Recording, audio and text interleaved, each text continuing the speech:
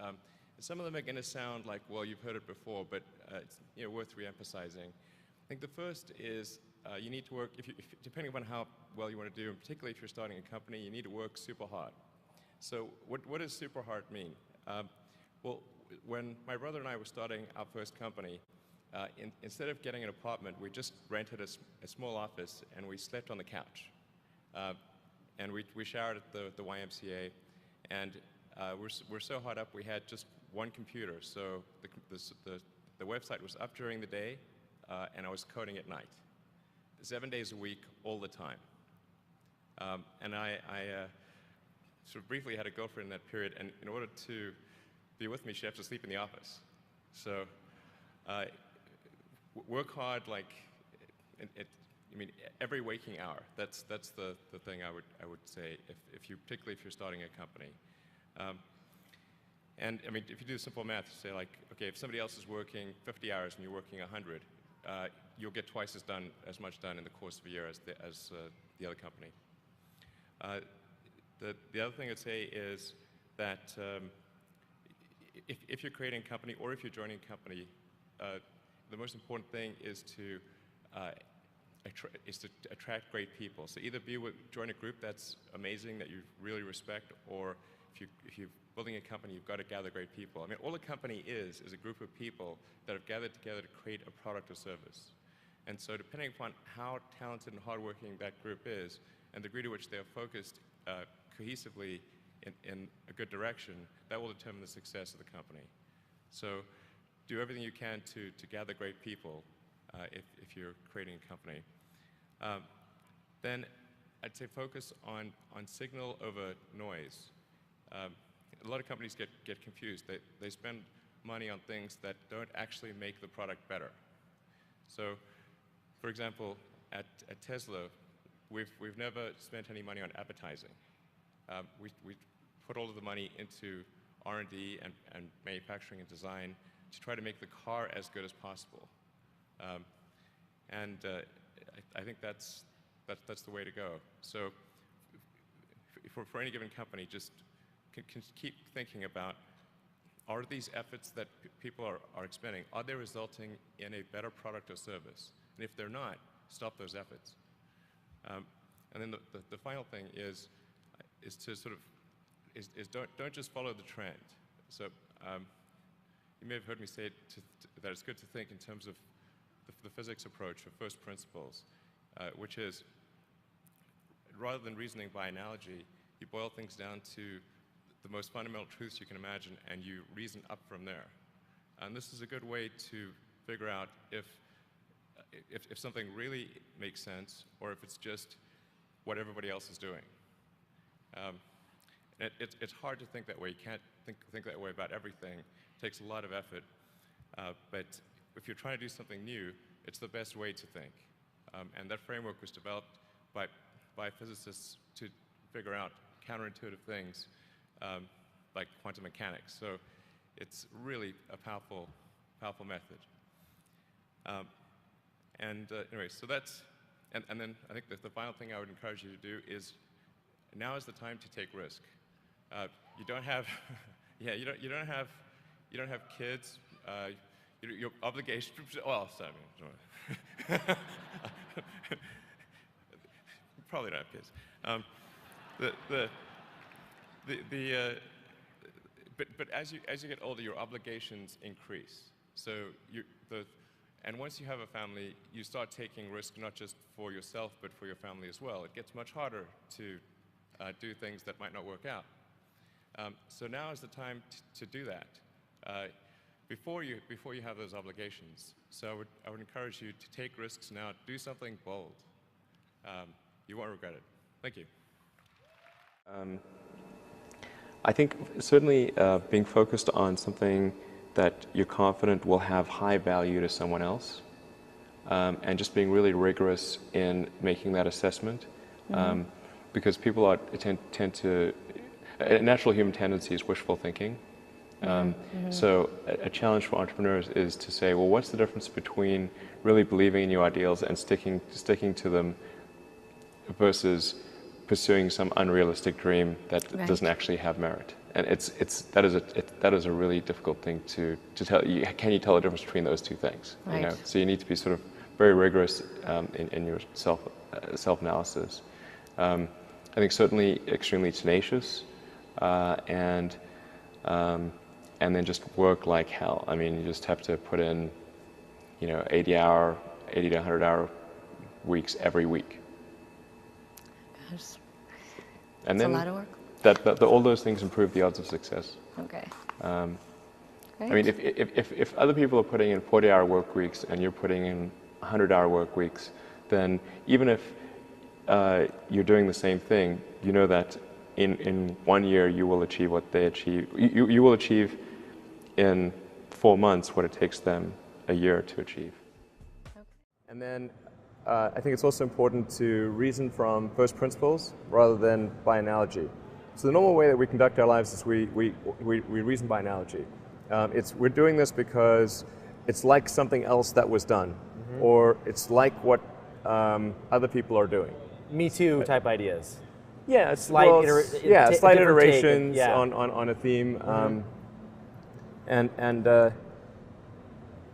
it's because it's kind of mentally easier to reason by analogy rather than from first principles. But by first principles is kind of a physics way of looking at the world, and what that really means is you kind of boil things down to the most fundamental truths, and say, okay, what are we sure is true, or as sure as possible is true, and then reason up from there.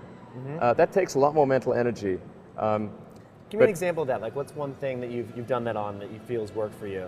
Sure. So somebody could say, in fact, people do, that battery packs are really expensive, and that's just the way they'll always be, because that's the way they've been in the past. You're like, well, no, that's pretty dumb, because if you applied that reasoning to anything new, then you wouldn't be able to ever get to that new thing. Right. It's like you can't say, horses, nobody wants a car because horses are great and we're used to them and they can eat grass and there's lots of grass all over the place, and there's no gasoline that people can buy, so people are never going to get cars. Right. People did say that, and for batteries, they would say, oh, it's going to cost, historically it's cost $600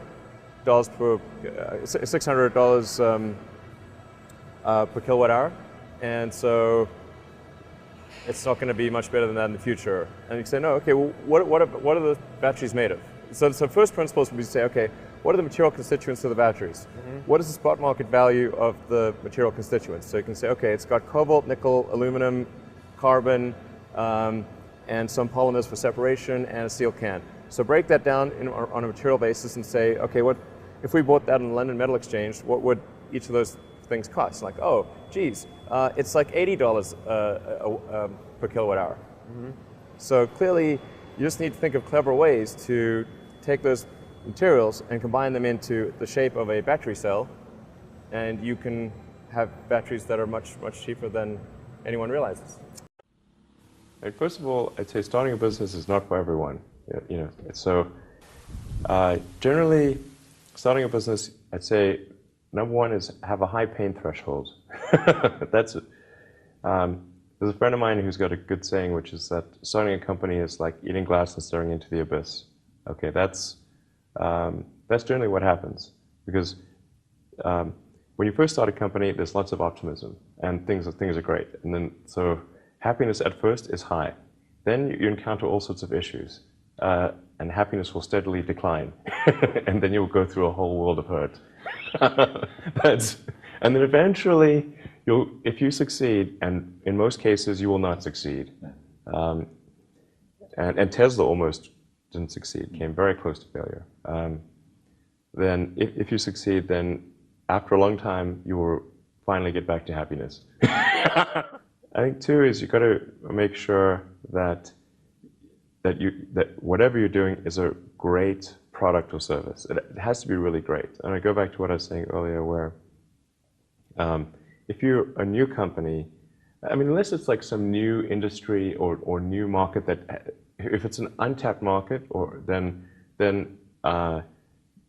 you have more ability to,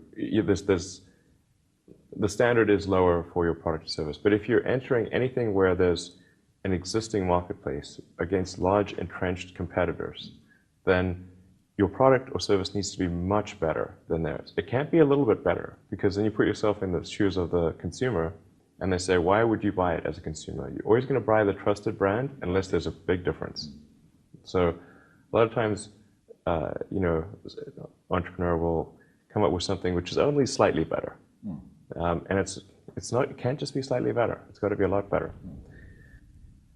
Number 3, I'd say, is constantly seek criticism. A well thought out critique of whatever you're doing is as valuable as gold. And you should seek that from everyone you can, but particularly your friends.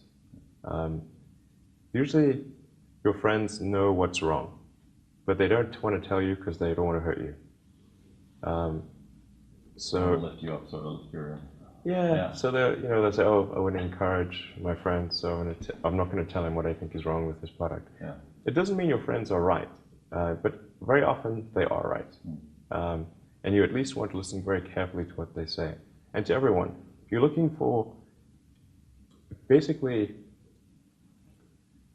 you should take the approach that you're wrong. That you, the entrepreneur, are wrong. Your goal is to be less wrong. I think successful entrepreneurs probably come in all sizes, shapes, and flavors. I'm not sure there's any one particular thing. For me, some of the things I've described already, I think, are very important. I think really an obsessive nature with respect to the quality of the product is very important.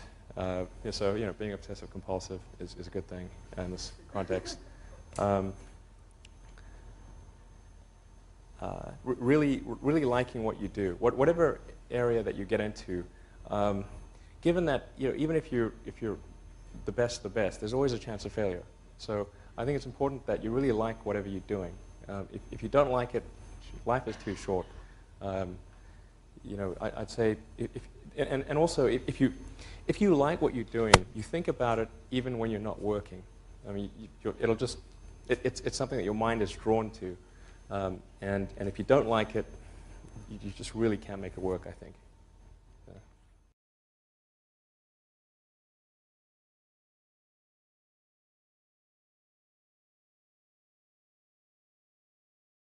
That third failure in a row, did you think, I need to pack this in? Never. Why not? I don't ever give up. I mean, I'd have to be dead or completely incapacitated. 8 weeks later, Musk bet the company on another flight. We have liftoff. And this time around, everything worked. Perfect. If that fourth launch hadn't worked, that would have been it. We would have not had the resources to mount a fifth.